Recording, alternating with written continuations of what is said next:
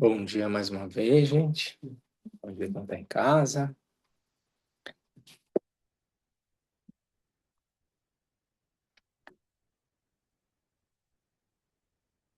Antes de começar a prática aqui, eu falava da importância do bom humor, né? Para levar a vida, né? Para poder fazer uma prática, trazer um pouco de leveza para a vida. É fundamental isso. Eu me lembro do Lama Trinley, não só durante o retiro de 3 anos, mas antes também. Havia um entusiasmo muito grande em fazer as coisas e tal, um rigor, de certa forma, né? Em fazer tudo o que precisava ser feito, seja antes do retiro, durante o retiro também, todo o programa e tal. E eu acho que às vezes o Lama Trinley notava em mim, em particular, uma certa rigidez, né? E ele falava, olha, solta um pouco, é, não seja tão rígido. É, Outro dia minha mãe também falava isso para mim. Não seja tão rígido. É importante a gente encontrar um equilíbrio entre a perseverança, a disciplina e tal, e a leveza, né? Não é tomar a vida por aquilo que ela não é. E eu tô falando isso porque a gente está talvez no capítulo mais indigesto do texto do Gampopa que a gente está estudando aqui. A gente está falando sobre sofrimento, sofrimento. É o terceiro encontro que a gente vai falar sobre sofrimento. Ah, e não é fácil ficar falando sempre sobre sofrimento. Não é aquilo que a gente gosta de fazer. Ah, no entanto, como a gente já falou aqui várias vezes, o caminho ensinado pelo Sr. Buda é um caminho que aponta a possibilidade de superação do sofrimento a partir do esforço de conhecer a realidade tal como ela é. Superar a ignorância. Portanto, se enganar e não entrar a fundo para conhecer a natureza da realidade com a qual a gente está acostumado a conviver, fugir disso não é o caminho mais sábio. Como encontrar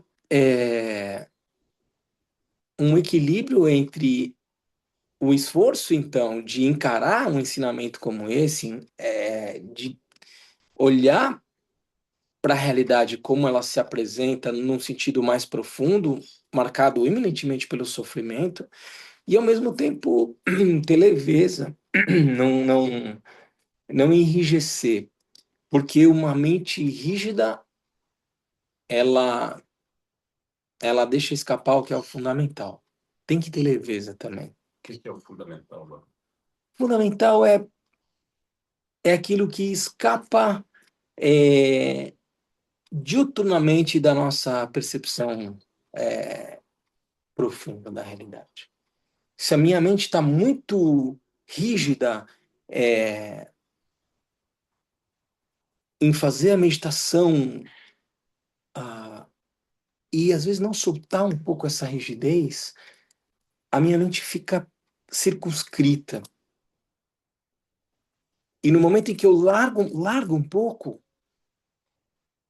eu começo a criar condições para isso que é o fundamental se apresentar na sua maneira mais natural, mais espontânea. É isso que a gente precisa encontrar, esse equilíbrio, né? Entre fazer o que a gente tem que fazer, mas ao mesmo tempo soltar, relaxar. Então esse era o esforço. O retiro ele tem uma disciplina rigorosíssima. A gente acordava 4:30 da manhã e ia dormir 10:30, 11 da noite. Dormia sentado. E havia uma vontade muito grande em fazer tudo aquilo que era ensinado, todas as práticas, as sessões de 2 horas e meia, ou tudo. Mas você não é um robô nessa hora, não é só.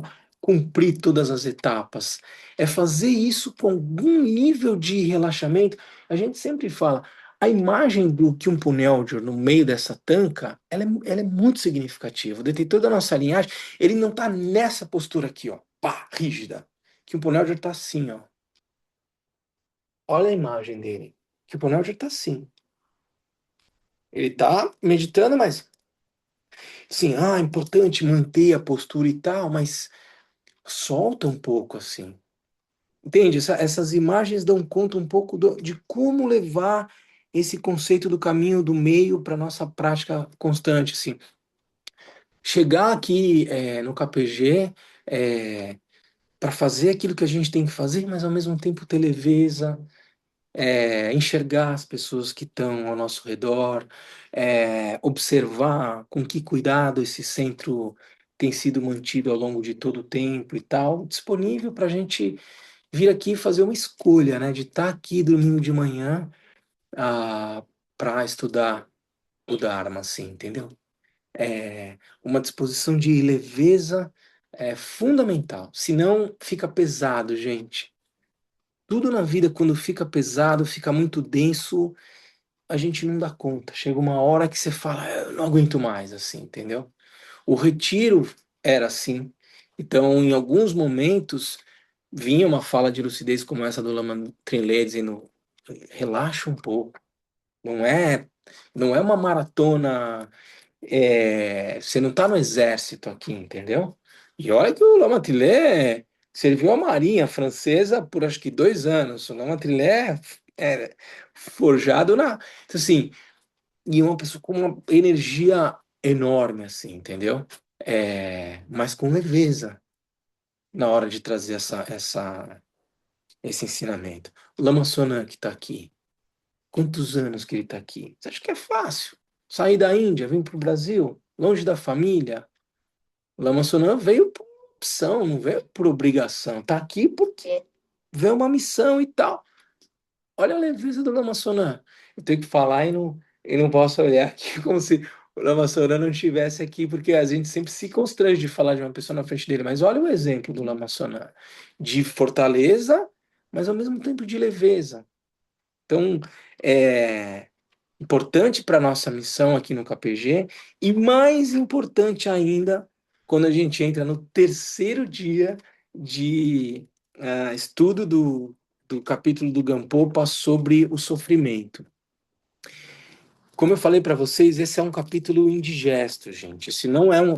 A gente não gosta de acordar de manhã, vai, tá tão aí ficar falando sobre sofrimento, sobre a experiência do Sansara e daí por diante. Mas a gente não pode perder de vista o contexto do que a gente está estudando hoje. Nós estamos falando sobre. Nós estamos descrevendo, de certa forma, um objeto sobre o qual a gente quer se debruçar, a nossa experiência humana, ou a nossa experiência em vida, né? Ah, e olhar para ela com franqueza, com sinceridade, ah, com o propósito de aos poucos ir se desapegando das experiências de prazer ou das experiências do samsara. Lembra? Nós estamos aqui no método, no contexto do ensinamento do Gampopa. A natureza de Buda, ele descreve a natureza de Buda, depois ele vai apresentar o suporte fundamental, então ele vai dizer que todos os seres possuem o potencial de alcançar uma condição livre de sofrimento. Aí ele vai dizer qual é o melhor suporte, o melhor receptáculo para alcançar, se todos os seres sencientes têm essa condição, qual é o melhor deles? Não é uma existência humana só, é uma preciosa existência humana. Ele apresenta a preciosa existência humana. Isso, mas não basta só ter uma preciosa existência humana, é preciso ter um amigo virtuoso, uma pessoa experiente que se dispõe a compartilhar e orientar um caminho de ir conhecendo a realidade tal como ela é. Então, a condição é o amigo virtuoso, o mestre espiritual e daí por diante. Mas não é só ele. Ele pode ser até um fator de tremenda inspiração e daí por diante. Para alguns, talvez só olhar para o mestre seja o suficiente para realizar algo profundo. Mas, em geral, para todos nós, é importante não só o mestre, o guru, mas os seus ensinamentos, né? Então, ele vai ensinar um método. Esse método, ele é baseado em 4 antídotos contra 4 formas de apego. O antídoto ao apego a essa vida é a reflexão, é a meditação sobre a impermanência e morte. A gente já viu isso. Tem esse propósito, falar sobre impermanência e morte tem esse propósito, tem essa finalidade, a gente não pode perder isso de vista, de ir se desapegando da experiência dessa vida. Depois, o antídoto contra o apego aos prazeres, às experiências dessa vida, é a meditação sobre a insatisfatoriedade ou sofrimento do samsara e a lei de causalidade. É por isso que a gente está falando aqui sobre sofrimento. Tem um método sendo ensinado aqui. Um método que não tem um propósito de cultuar e desenvolver uma visão eminentemente pessimista em relação à vida, mas fundamentalmente uma perspectiva realista em relação à vida. E é uma realidade, é uma reflexão indigesta. A gente não está muito afim de fazer. E e é essa busca de um conforto, de um cafofo, que me faz continuar seguindo no Sansara. Porque as minhas pequenas experiências de prazer no Sansara, o meu café da manhã gostoso com a minha família, a minha volta, o meu cineminha, o meu, sei lá, o meu esporte, daí por diante, ele vai de alguma forma tornando isso mais, esse sofrimento intrínseco à nossa experiência de realidade mais palatável, entendeu? Eu vou equilibrando as coisas e vamos levando, nasço, cresço, envelheço, morro. Nasço, cresço, envelheço, morro. Porque não há um enfrentamento a essa realidade de uma maneira corajosa. E o convite que é feito nesse capítulo é começar a olhar para ela sobre essa perspectiva. Hoje eu vou trazer para vocês um pouco, uma maneira até mais radical de se olhar para isso. E eu gostaria de vir aqui falar só sobre amor, bondade, compaixão e generosidade. E o método ensinado pelo Senhor Buda vai chegar nesse momento. A gente vai falar sobre isso. A gente vai falar sobre meditação, sobre sabedoria e daí por diante. Mas eu não posso falsear o ensinamento do Senhor Buda apresentado de uma maneira tão didática como o Lanrim e pular a etapa que é indigesta. Não, a gente tem que encarar isso. A gente tem que encarar. O Gampopa traz isso de uma certa forma. O Patru Rinpoche, ele ainda radicaliza. E eu vou falar sobre isso hoje. Então, estou fazendo todo esse preâmbulo para dizer, faz parte, gente. A gente tem que encarar isso. Se a nossa postura diante da realidade é a postura de praticante do Dharma. É, um praticante ele vai olhar para essa experiência de realidade, tentando evitar a lógica de dualidade, bom, ruim, gosto, não gosto, mas sob a perspectiva pragmática de enxergar essa circunstância me aproxima ou me afasta do meu objetivo. Então, falar sobre sofrimento do samsara. É legal, não é? Não. Olhar para a realidade sobre essa perspectiva me dá um ferramental ainda melhor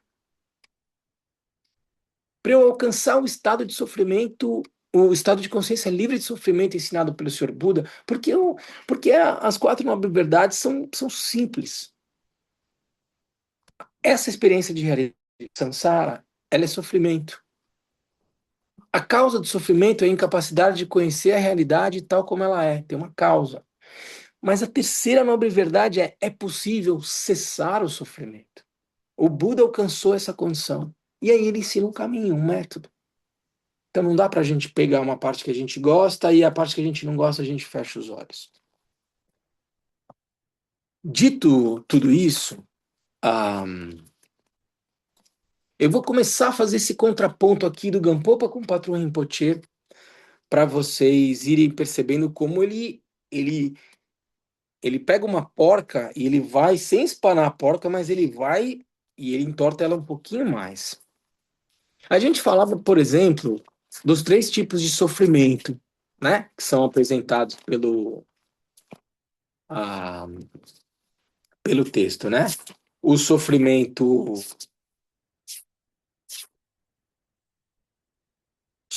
em formação, o sofrimento da mudança e o acúmulo de sofrimentos. A gente está agora falando do acúmulo de sofrimento, do sofrimento do sofrimento. A gente está descrevendo as experiências de sofrimento descritas nas 6 formas de condição de existência a partir da cosmologia budista. Sofrimento, a gente falou dos infernos, dos pretas, dos animais, dos humanos. Ainda vamos falar sobre sofrimento dos humanos hoje, sofrimento dos semideuses e dos deuses. A gente já está nessa parte.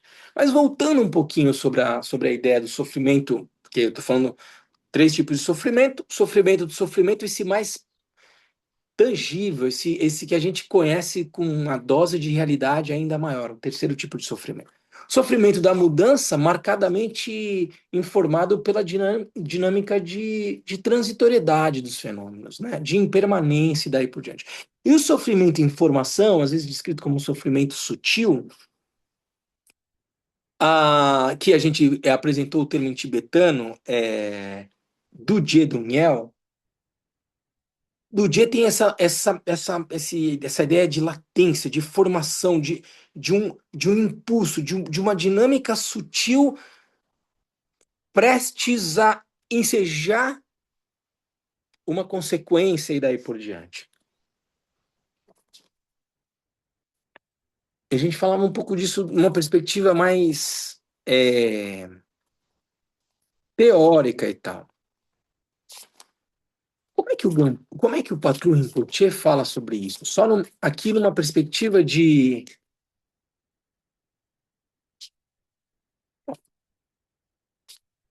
fazendo uma breve recapitulação com vocês. Tá, ele tá nesse material que tá tudo junto aqui. Eu vou até dar a página para vocês.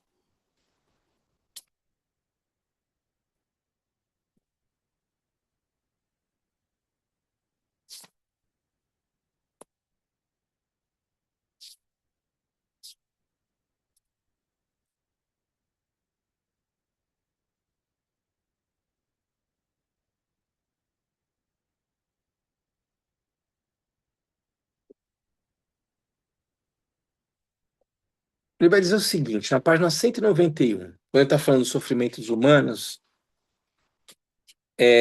o terceiro aqui, sofrimento e informação. Olha a perspectiva que o Patrul Rinpoche traz. Mesmo aqueles que entre nós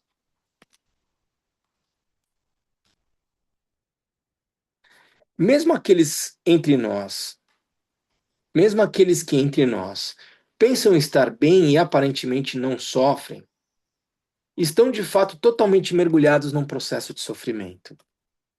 Nosso alimento, nossa vestimenta, nossas casas, nossos intensos prazeres, nossos ornamentos, nossas festas, tudo isso é produzido por atos nocivos de todas as nossas atividades, e todas as nossas atividades não são nada além que a utilização desses atos nocivos.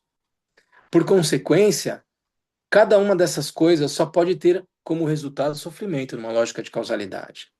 Tomemos o exemplo do chá e da tsampa.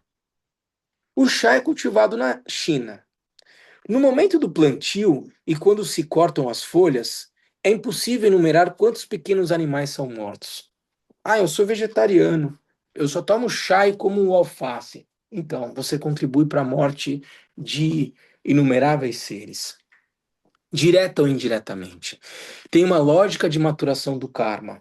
As condições, dependendo da maneira como você se relaciona com uma determinada ação, a experiência de karma que você vai ter é dada. A gente vai falar isso quando a gente for falar dos atos e seus resultados.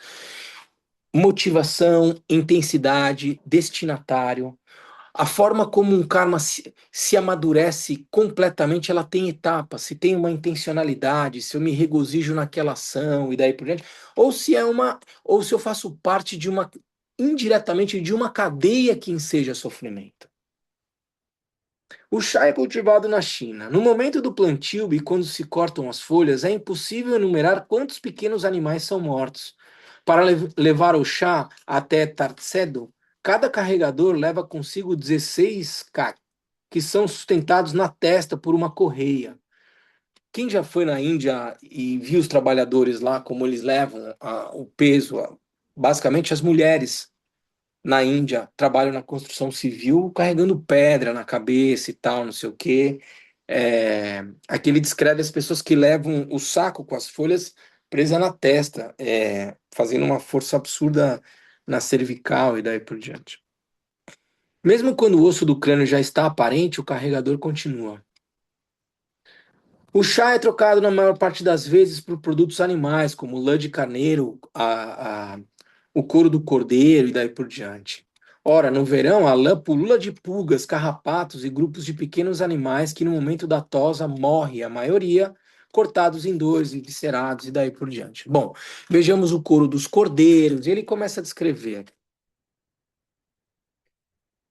Aí no final, ele vai dizer, ó, ele vai falar sobre o leite aqui, né? Um outro fato é, ainda que considere a manteiga, o leite e outros alimentos que denominamos os três brancos e os três doces como alimentos puros, desprovidos de mal, na realidade esses produtos custam a morte da maioria dos bebês iaques, dos bezerros e dos cordeiros. Bom, assim, tudo isso que hoje achamos agradável, a lã do cordeiro, o chá chinês, o leite do bezerro, tal como o alimento e a vestimenta, todos os bens e todas as riquezas às quais nós podemos pensar, tudo é produto de atos nocivos. No final das contas, nós devemos recolher o fruto dos infinitos sofrimentos dos mundos inferiores. Em consequência, tudo que parece ser o bem-estar atual é sofrimento em formação. Isso é o fundamental aqui para entender. Eu expliquei para vocês há uns três encontros atrás a noção do Jadwin, sofrimento e informação numa perspectiva muito abstrata, né? Uma sensação de incompletude, mas numa perspectiva ainda mais psíquica, simplesmente pelo fato de que minha existência é finita. Eu não vivo uma experiência de completude porque eu sei que eu nasço e sou lançado para a morte. Então há uma sensação de falta, um desejo de ser que nunca se completa. Eu trouxe a referência do Lacan, e daí tudo muito psíquico, né? Muito abstrato. Esse é o Patrul Rinpoche. Patrul Rinpoche dizendo o seguinte: em alguma medida eu faço parte dessa cadeia, porque é uma lógica de a interdependência entre todos nós. E é uma interdependência nessa lógica de realidade marcada por uma dinâmica de sofrimento. E no final das contas, nós devemos recolher o fruto nos infinitos sofrimentos, recolher o fruto nos infinitos sofrimentos dos mundos inferiores. Em consequência, tudo que parece ser bem-estar atual é sofrimento em formação. Essa latência de sofrimento, a partir de uma lógica de causalidade, tem a ver com isso. E quando eu entendo essas pequenas experiências de prazer como algo que justifica, que dá algum sentido, e o patrão Rinpoche vai trazer uma frase aqui que é um soco no estômago, mais adiante eu vou ler para vocês, que dá um pouco de sentido para a vida, na verdade é o que me prende no Sansara. Então veja, meditar sobre isso é um esforço de autoflagelo? Não, é olhar a realidade por aquilo que ela é. Não se esconder dela. E entender que, por uma lógica de causalidade, isso tem consequências.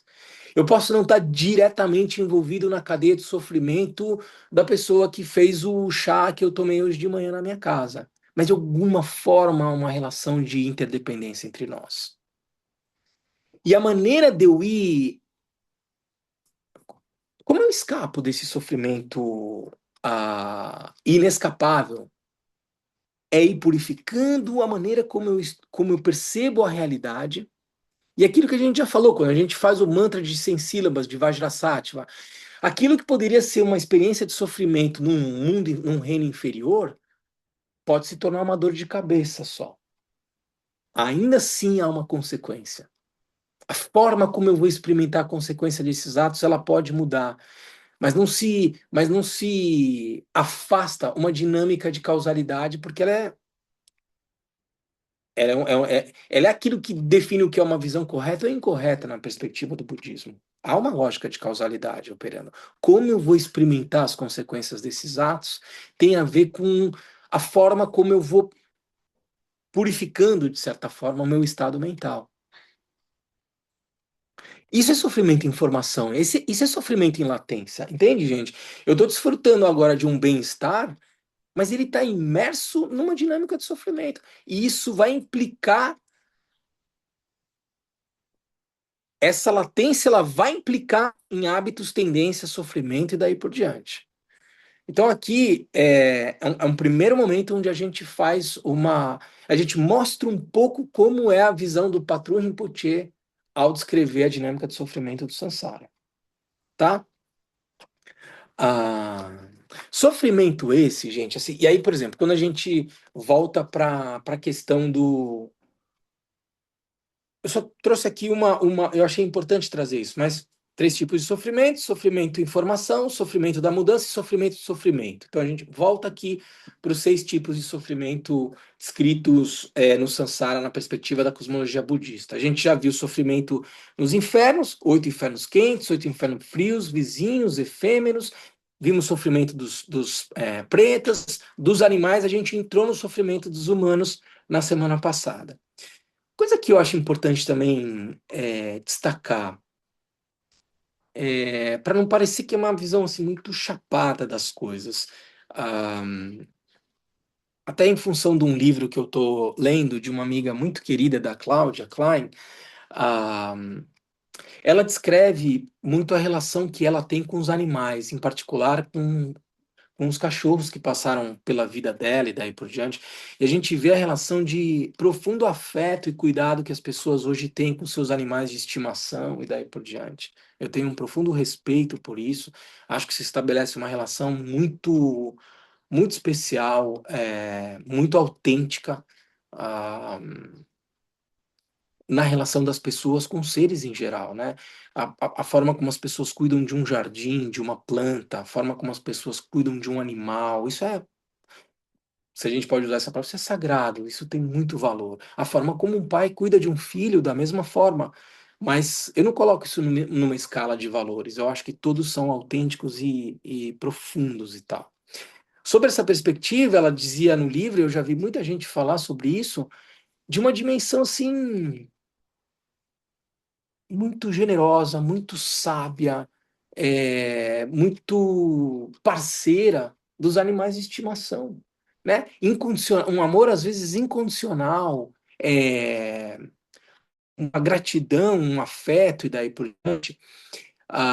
O que faz com que eventualmente alguns animais é, venham a desfrutar de experiências de realidade que às vezes não são só essas descritas no texto como os animais, o ser renasce como um animal pela ignorância e experimenta todas essas formas de sofrimento que são descritas aqui nos textos. Os animais, então se você vê alguns animais domésticos, eles têm uma vida bastante confortável. Se você olhar alguns pretas que são descritos nos textos, assim, eles têm uma condição de luxo, de conforto e daí por diante. Ah,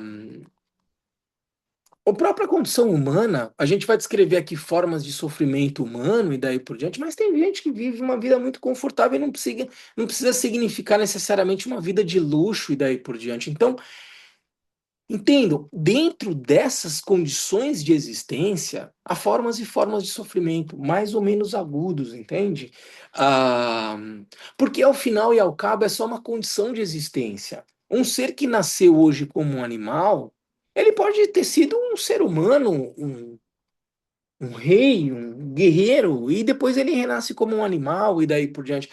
Entendo assim, tenham a sensibilidade de perceber que essa descrição que a gente traz dos sofrimentos não é algo estático, porque são condições de existência. É, um ser não é eminentemente um animal, ele está como um animal. Um ser, ele está na condição humana e daí por diante. Mas isso são condições de existência. Isso não dá conta da natureza intrínseca de cada um do ser. A natureza intrínseca de cada um do ser é sabedoria e compaixão ilimitada, na perspectiva do budismo. A natureza última de todos os seres é absolutamente incondicionada. Tá bom? É só um outro parênteses que eu acho importante trazer para vocês. Tudo bem? Se me dá licença de Por favor.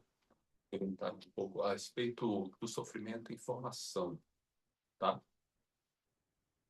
O senhor tem explicado que é um sofrimento latente, mas examinando bem, me parece que ele é também patente,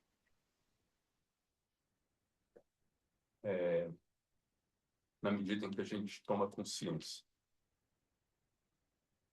Então, por exemplo, às vezes, sem motivo nenhum, sem um motivo aparente, eu experimento pensamentos de irritação, entende? E aí a mente fica numa discursividade meio conflituosa e tal, né? Então, isso me parece uma formação mental, uma formação kármica, ou sankara, né?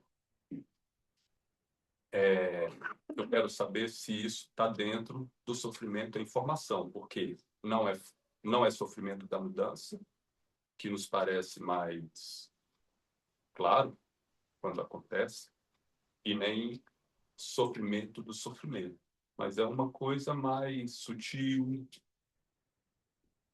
né? E que está sujeito a gente ficar tão habituado, acostumado, que a gente nem mesmo toma consciência, como diz o Gampopa aqui no texto.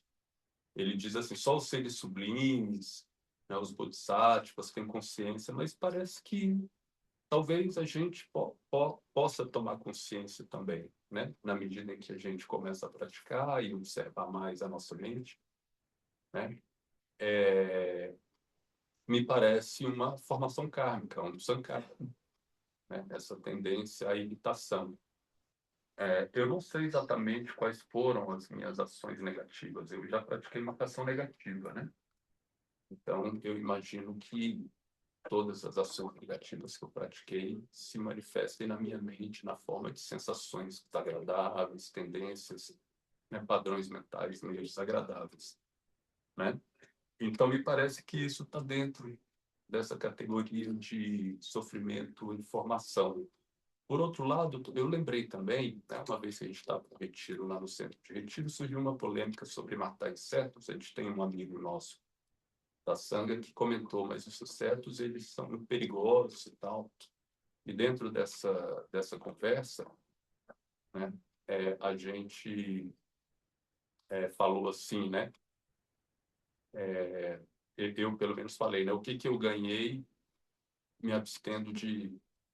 ali na hora eu comecei a refletir, examinar, né, e aí falei, o que que eu ganhei? Eu cheguei a essa conclusão, o que que eu ganhei me abstendo de matar, né, mesmo os insetos? Uma sensação de segurança.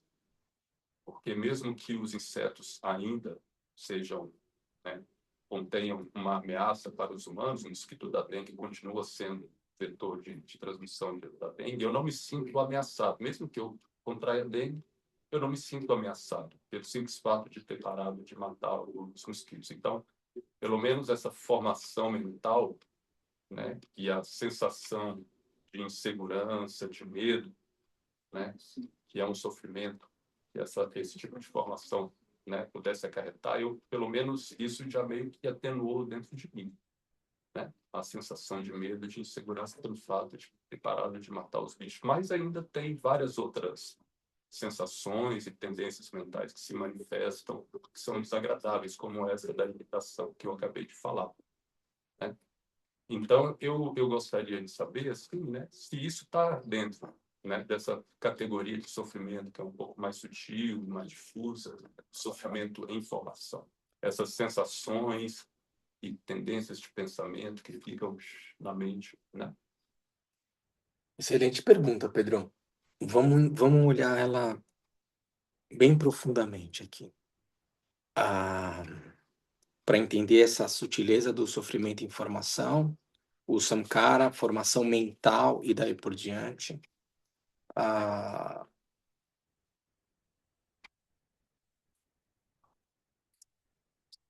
a ideia de a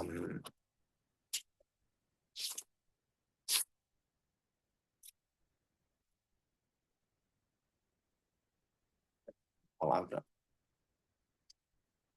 direito, de do Daniel, né? Do Daniel. Esse Dudie que é o mesmo a, a, que é a mesma latência escrita no bardo e daí por diante, como um impulso muito sutil, marcado por hábitos e tendências, tá? Ah,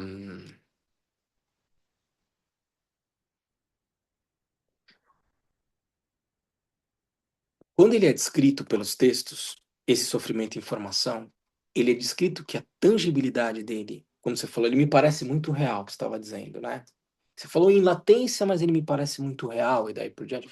Os textos vão descrever que esse tipo de sofrimento é percebido pelos bodhisattvas como um cisco nos olhos.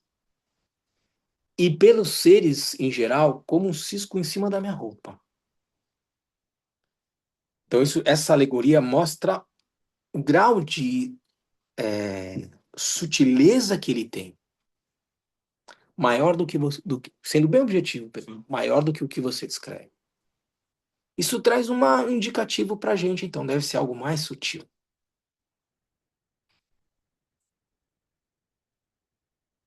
Como, como, um, como um sopro, mas muito sutil. Como você vai sentir esse sopro como sendo um sofrimento. É muito sutil. Assim. É uma dinâmica muito sutil que aponta para uma experiência de sofrimento. Ela aponta para uma experiência de sofrimento. O Patrão Rinpoche estava dizendo aqui, é isso, assim. Esse hábito e tendência que eu vou cultivando nessa vida, ele vai gerando um fluxo que vai gerar sofrimento. Já é experimentado como sofrimento pelos bodhisattvas. Vai ser experimentado pelos sofrimentos quando esse karma amadurecer. Entende? Mas são duas coisas diferentes. Quando. Então, essa é a primeira coisa. Quando você traz especificamente a descrição dos pensamentos de raiva, como sendo uma formação mental e daí por diante, um samskara, daí por diante, tem uma dinâmica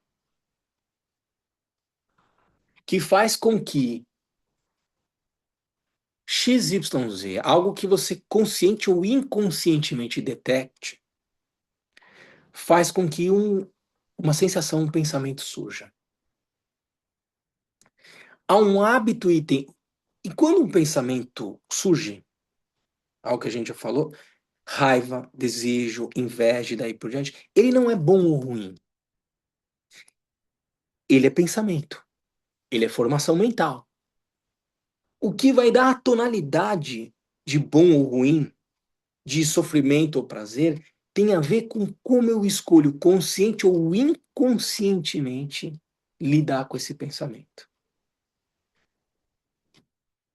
Um pensamento, um certo incômodo, ele pode ser quando a tua mente está muito refinada, ele pode ser um meio para você praticar compaixão, generosidade, daí por diante.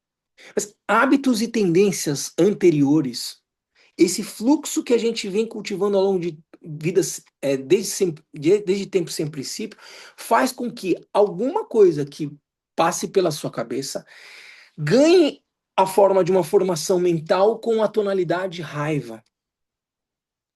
E até aí você faz o que com isso? Ela, por esse hábito e tendência, ela poderia ter virado alguma outra coisa. Para você, ela vira raiva. Então não tem mais o que fazer em relação a isso? Tem. Ela é uma formação mental. Raiva pode, num determinado momento, implicar sofrimento ou não. Depende de como eu vou lidar com essa raiva. E a raiva é uma das emoções mais difíceis de você montar em cima dela. Como eu faço para, montado em cima de uma raiva, praticar uma ação que seja virtuosa e aos poucos ir transmutando esse fluxo, hábitos e tendências que me fazem me comportar diante de uma determinada situação com um sentimento de raiva, e a partir da raiva eu pratico uma determinada ação, entende? O que eu quero dizer com isso? Uma formação mental, ela não tem uma natureza intrínseca de boa, ruim, virtuosa ou não virtuosa. Ela é uma formação mental. O que eu faço com ela pode ser uma ação que me aproxime do caminho de alcançar o despertar. Por isso que eu falei, na perspectiva do praticante, eu não vou olhar o que é bom ou ruim, eu vou falar, essa é uma situação que me aproxima ou me afasta do caminho do Dharma. Qual é o caminho do Dharma? Conhecer a realidade tal como ela é. Esse sentimento de raiva, ele me aproxima ou me afasta do meu caminho? Quer dizer, mas não, é muito difícil montado na raiva eu conseguir fazer dela um meio para praticar. Mas o Buda ensinou a forma de você fazer isso, entende? O que eu quero dizer com tudo isso? A formação mental, ela carrega o fluxo do sofrimento em informação. Mas a formação mental, ela é simplesmente mais um fenômeno composto. Causas e condições produzindo uma emoção ou uma sensação. A tendência é que numa determinada emoção ou sensação eu vá praticar alguma ação que vai me gerar mais sofrimento, porque não é uma ação virtuosa, porque vai me prender mais no samsara e daí por diante. Mas é possível, por meio dessa raiva, eu praticar um contraponto dela, numa perspectiva mais theravada, eu transformar ela numa perspectiva mais mahayana, ou eu reconhecer a natureza dela numa perspectiva mais vajrayana, entende? Mas eu diria que esse samskara, ele já é posterior. Ele carrega em si esse fluxo de potencialmente um sofrimento em formação. Mas você não vai sentir o sofrimento em formação porque você sentiu raiva, entende? Isso já é uma manifestação mais grosseira da experiência de sofrimento. Eu diria, isso tem muito mais a ver com o sofrimento do sofrimento. Ah, certo. É isso que eu queria saber, como colocar nas É. categorias. Quer dizer, o esquema dos 12 elos já seria um elo posterior, porque a gente tem ignorância, formações kármicas e consciência. Já seria um elo posterior, já um desenvolvimento, um desdobramento. Já como um fruto, Sim, entende? sim, entendi. Essa latência que a gente, quando estuda os cinco skandhas, nos 12 elos interdependentes, quando a gente fala aqui, tem muito mais a ver. Sabe, é um curso, assim, imagina, é um vento, entendeu? Como eu monto nesse vento? Toda a prática do Vajrayana do corpo sutil, ela vai trabalhar com ventos, canais, ventos. Porque toda agitação mental, num sentido muito sutil e profundo, ela tem a ver com essa dinâmica da realidade. Os ventos que entram e saem do meu corpo, e o que eles produzem em mim, entendeu? Basta mudar a sua forma de respirar, você vai ver os estados mentais que isso vai ser capaz de produzir. Eu estou trabalhando, é uma prática de corpo sutil. Faço retenção de vento, respiro rápido. Isso é um plano mais sutil da experiência da realidade, entendeu? Então eu colocaria nesses termos. Ficou claro, Pedrão? Ficou, tá ótimo, Léo. Grato. Imagina. Só acabou complementando ainda com a parte do que fazer. É, Muito bom, grato. imagina. Então aqui, gente, a gente está revisando algumas coisas. Eu queria aproximar um pouquinho mais a visão do Quatro Rinpoche. Agora falando, a gente fez uma panorâmica aqui do sofrimento informação. A gente olhou um pouquinho, revisitou um pouco essas experiências do sofrimento, falando das diferentes formas de existência, infernos, animais. E entrando aqui no sofrimento dos humanos, a gente viu a, o sofrimento do nascimento, o sofrimento da velhice, o sofrimento da doença e o sofrimento da morte. E a gente passou meio rapidamente sobre a perspectiva dos outros quatro tipos de sofrimento que classicamente são estudados, né? Ah, que é o sofrimento de se separar daquilo que amamos.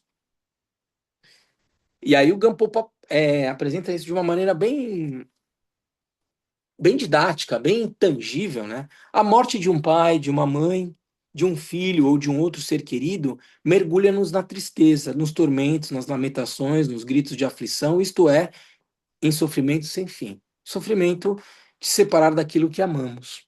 Fácil de entender. Estamos em contato com isso. O sofrimento de encontrar o que não se ama. O encontro de um amigo detestável gera conflitos, combates, agressões e milhares de outros sofrimentos. Quanto aos dois últimos, eles são ainda mais fáceis de serem compreendidos, né? Os dois últimos é o medo de não obter o que se deseja e o medo de se submeter ao que não se deseja.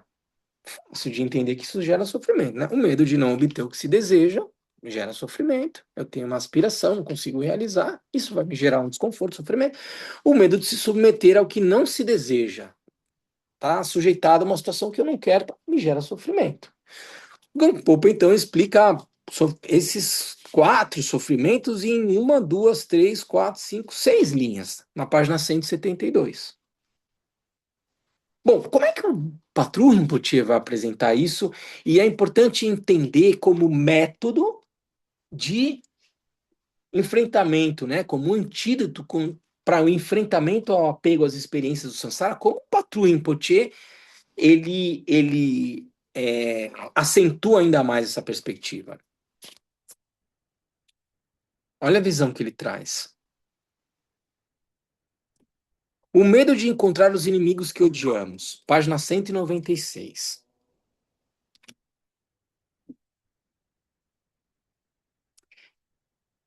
E entendam a sutileza da perspectiva dele.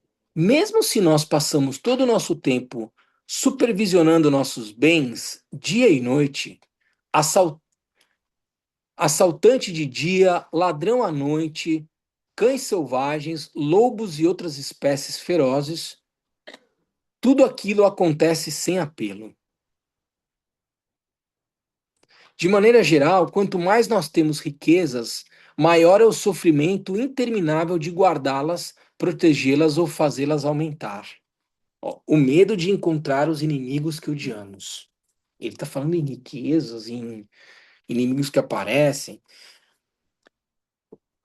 Ele descreve aqui, né, dá o exemplo descrito pelo Milarepa. Aí no final ele fala o seguinte: uma vez que, como diz o provérbio, sem riquezas não se tem inimigos, e se, e se está em paz, nós deveríamos nos inspirar na história dos vencedores de outrora e cortar todo o apego aos bens e às riquezas. Façamos como os pássaros que vivem do que encontram e não nos liberemos da prática do Dharma. Que isso seja o tema de nossa meditação. Olha como ele está colocando essa perspectiva. Se a meditação sobre o sofrimento é o antídoto para a prática de desapego às experiências do samsara, ele está atrelando todo o nosso esforço de ter e ser como sendo a razão pela qual eu vou na minha vida me deparar com inimigos ou pessoas que eu não gosto. Quanto mais eu reifico o meu ego e tudo aquilo que eu tenho e tudo aquilo que eu sou, mais obstáculos eu vou trazer para minha prática. Então ele coloca essa perspectiva assim, meditar sobre isso não é simplesmente pensar que já não é pouca coisa, como ensina o Gampopa, se deparar com pessoas que não gostamos, mas entender o que faz com que eu não goste de uma outra pessoa. Entende? A profundidade do que ele coloca aqui é uma perspectiva. O que que a gente recita no Dorje Chantuma? O desapego constitui os pés da meditação. O apego à comida e à riqueza desaparece para o grande meditador que se desvencilha das amarras desta vida. E num sentido profundo, o apego ao eu. Porque quando eu tenho um apego a ter e ser, fundamentalmente eu estou reificando um ego aqui. Quanto mais eu vivo como os pássaros que vivem daquilo que encontram, mais eu vou criando condições de desapego do samsara e vou me liberando dessa perspectiva de encontrar inimigos que eu não gosto, de ter esse tipo de desprazer. Entende a maneira sutil como o Patrul Rinpoche coloca a meditação sobre isso? Porque não se esqueçam, gente, a gente está estudando isso aqui teoricamente, mas isso é material de prática de meditação analítica. Não é só um discurso. Como eu faço, então, para superar o medo de encontrar inimigos que odiamos? Abandone o ter e ser. Numa perspectiva como essa, o medo diminui. Veja, o Pedro falava de alguma forma que não matar o inseto trouxe algum tipo de. É meio. Não é tão óbvio, mas eu entendo o que o Pedro está dizendo. Se não foi isso que você falou, pelo menos foi assim que eu entendi. Assim, no momento em que eu salvo uma outra vida e tenho uma atitude de salvar outras vidas, isso vai gerando em mim uma sensação de ausência de medo. Não tenho por que ter medo dos animais. Eu não maltrato os animais. Eu não mato um inseto porque ele está fazendo zzz perto de mim. Eu vou eliminar um animal. Eu vou, porque ele está fazendo um barulho perto de mim. Eu respeito esse animal. Ele está procurando comida, ele está tentando sobreviver. Eu vivo essa luta constante na minha casa. Tem lá as formigas cortadeiras. Eu faço uma coisa bonitinha e tal, não sei o que, elas vão lá e comprei uns ficos agora para fazer uma cerca viva e tal. Elas dizimaram tudo. Eu falei, poxa, mas né, dizem que os animais são inteligentes, mas essas formigas foram burras, porque não vai ter mais folha, mas elas não mataram os ficos. Passou uns 2 meses, os ficos estavam bonitinhos, eu desci lá para ver, tava felizão, de repente eu olho para os últimos três, falei, cara, elas já voltaram de novo, encheu todas as forças. E eu nem desci hoje para ver, mas provavelmente elas terminaram a carreira inteira. Eu chego no habitat dessas formigas, coloco uma planta que não é do território específico ali e tal. Comida. Eu mato elas. O que eu tenho na cabeça? Quero ter um jardim bonito. Eu quero ter um jardim bonito. Eu vou lá e mato a formiga. Não é que eu mato uma formiga, eu mato uma legião de 300 mil formigas, porque eu boto um veneno lá, ela leva para dentro da casa dela e é um genocídio de formigas, entendeu? Desavisadamente as pessoas podem tirar um sarro dessa fala, mas para um praticante budista, ou nós estamos batendo papo aqui, ou a gente seguiu o caminho do Dharma. Então eu subi e falei, beleza, eu não vou matar as formigas. É o que quis colocar. Eu estou mudando todo o ecossistema aqui, fazendo um jardim numa área que é de cerrado e tal. Se eu não estiver satisfeito, eu saio. Eu faço, tá afim? Sai. Ou vai fazer outra coisa, e daí por... Entende como isso vai mudando? E aí, num certo sentido, as formigas estão lá, tinha uma aranha desse tamanho na porta da janela e tal. Passou parecia uma mão andando, uma tarântula. Eu não dou sopa para azar, eu não tento estar num lugar onde ela, o animal, do campo da ignorância, imagine que ela tenha que se defender. Porque, veja, esse é o comportamento ignorante do animal que a gente fala. Ele tem um comportamento de instinto, de defesa. Se eu chegar muito perto da aranha, ela vai me picar.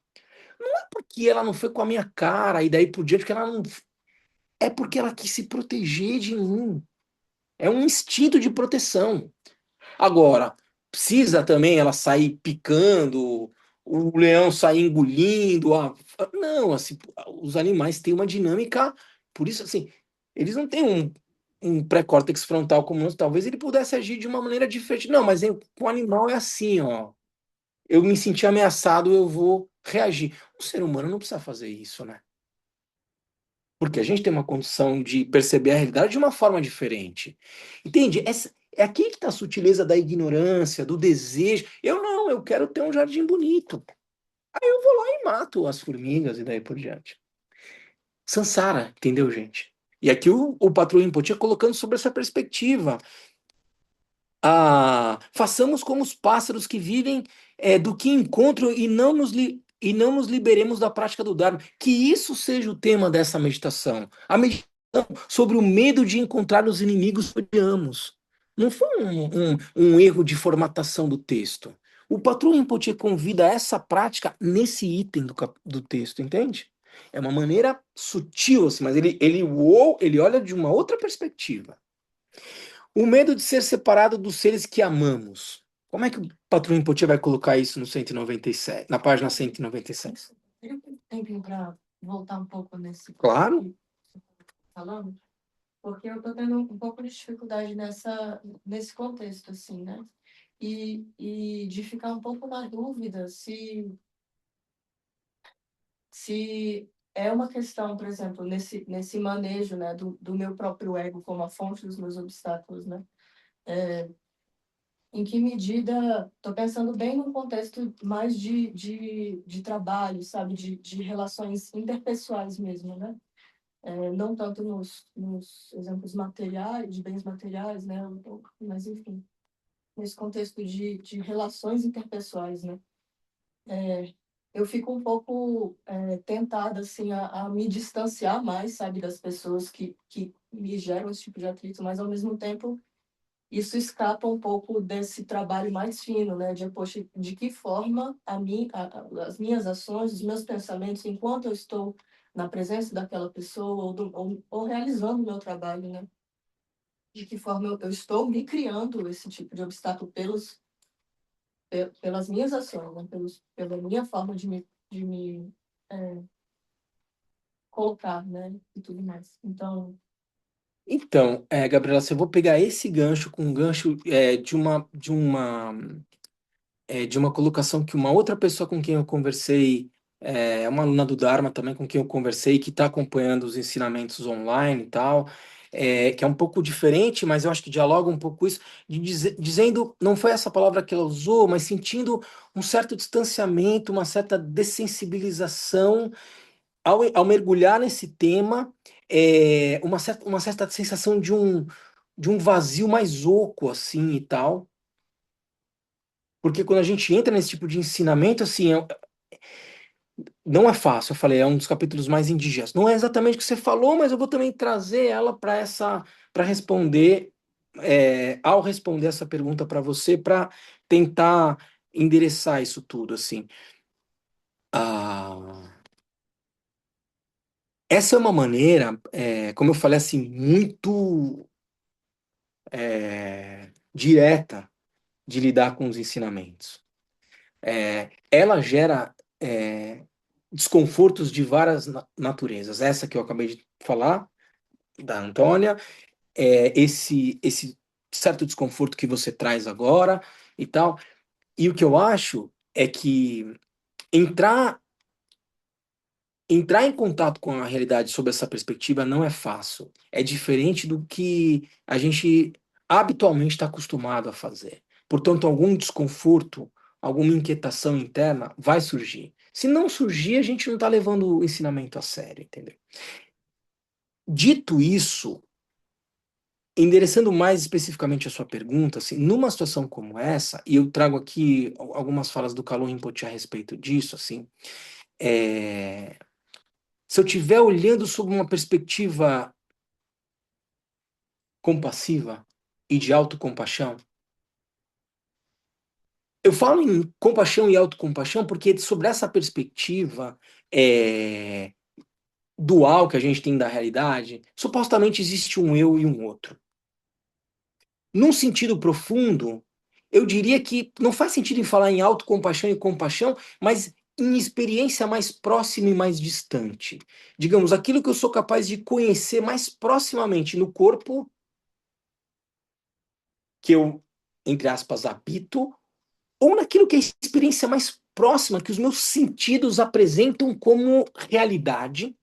É uma realidade mais próxima. E daquilo que a Lívia está pensando agora e eu não sou capaz de. Porque minha mente não está clara o suficiente para saber o que ela acabou de pensar agora, então parece que é uma experiência da Lívia. Mas é uma experiência mais próxima e mais distante, não uma lógica de dualidade. Sobre essa perspectiva, quando vai se imaginar numa dinâmica voltada ao outro, de socialização, dos obstáculos, das dificuldades que eu tenho na interação com outras pessoas e daí por diante, o Kahlon Rinpoche sempre coloca uma perspectiva de entender o momento em que a gente está no nosso caminho de prática e reconhecer os nossos próprios limites. Ninguém vai conseguir, sendo o cara mais compassivo e generoso do mundo, negligenciando aquilo que é a experiência de realidade mais próxima e que eu experimento nos meus sentidos, entende? Então, o que eu quero dizer com isso? É, Beba desses ensinamentos, permita que eles aos poucos decantem no teu contínuo mental, mas não apresse aquilo que ainda não faz sentido, entendeu? Se é difícil conviver com alguma pessoa e o teu coração diz para você em determinado momento, eu não dou conta, é melhor eu me afastar, afaste-se. Não tente ser uma pessoa que vai superar todos os obstáculos e se agregar e conseguir conviver com todo mundo e daí por diante, porque a gente tem os nossos próprios limites. Como o outro vai perceber o teu distanciamento, um exemplo, está fora da tua governabilidade. A única coisa que você tem, entre aspas, um controle é na motivação dos teus atos. Se você entende que em determinado momento o gesto mais sábio é se afastar, com o propósito de não criar aversão, não criar mais conflito, não ser eventualmente mal compreendida, afaste-se. Mas nesse gesto de se afastar, tem uma motivação correta. É o único balizador que você tem nessa situação. E isso pode ser uma atitude autocompassiva, de proteção de si mesmo, porque eventualmente a gente não dá conta. E também de proteção do outro. Se eu tiver que colocar nessa lógica de dualidade. Então, o que eu quero dizer é o seguinte: é um ensinamento indigesto, ele coloca a gente. O ensinamento do Sr. Buda ele é contraintuitivo na maneira como a gente aprendeu a lidar com a realidade.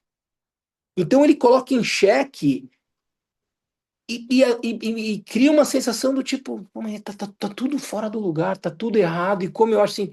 Então, calma, gente, assim, é tudo isso, mas deixa esse assunto decantar, vai digerindo ele aos poucos e vai reconhecendo os seus próprios limites. E dentro de uma motivação correta, faça as escolhas de maneira corajosa, sem medo, sem medo. Se a motivação for correta, as consequências que vierem são as consequências que tinham que vir, mas a motivação era correta.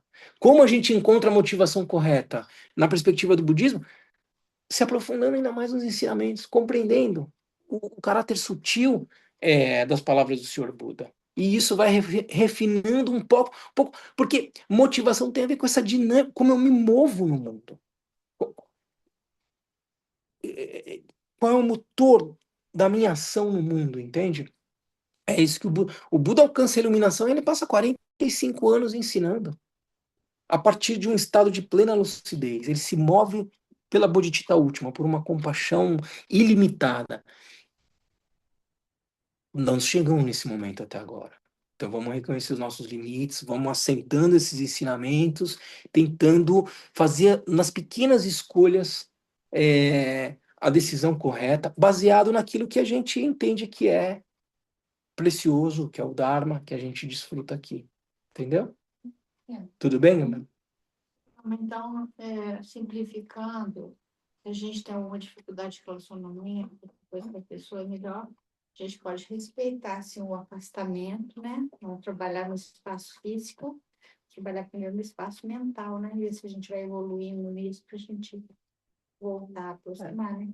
Pode ser isso, entendeu, Glenn? É isso que eu estou dizendo. Essa pode ser uma opção. Não descarte todas as opções. Pode ser o afastamento físico, pode ser o distanciamento, pode ser uma conversa, pode ser um gesto como levar uma flor e quebrar um gelo.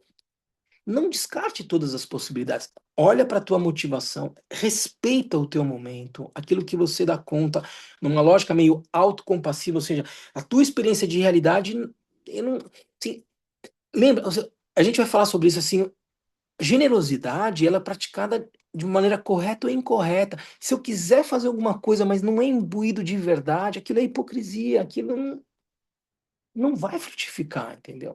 Se você reconhece, eu não estou dando conta agora, eu tenho que trabalhar num outro espaço físico, e essa é a minha motivação mais correta. Eu queria conviver com essa pessoa, mas hoje, 12 de abril de 2026, eu não consigo. E para não piorar a situação, talvez eu vou me afastar, talvez. Olha as hipóteses e tome a decisão com coragem. E se autorresponsabilize por ela. Não joga a culpa nesse ou naquele e tal, porque aí cada um faz as suas escolhas. O que o budismo traz é uma perspectiva de lucidez e de compaixão para que cada um seja capaz de trilhar o seu próprio caminho. Ninguém tem que dizer para você o que fazer, entende? É a tua escolha no final.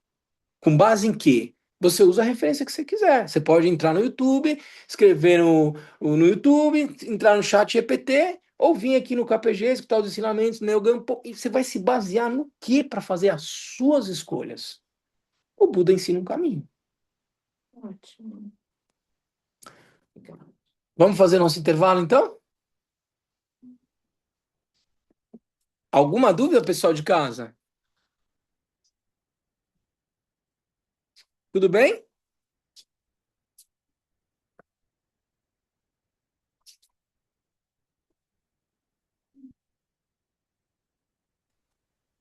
Graças a essa virtude, tendo realizado rapidamente o Mahamudra, possa eu conduzir a esse estado todos os seres sem exceção.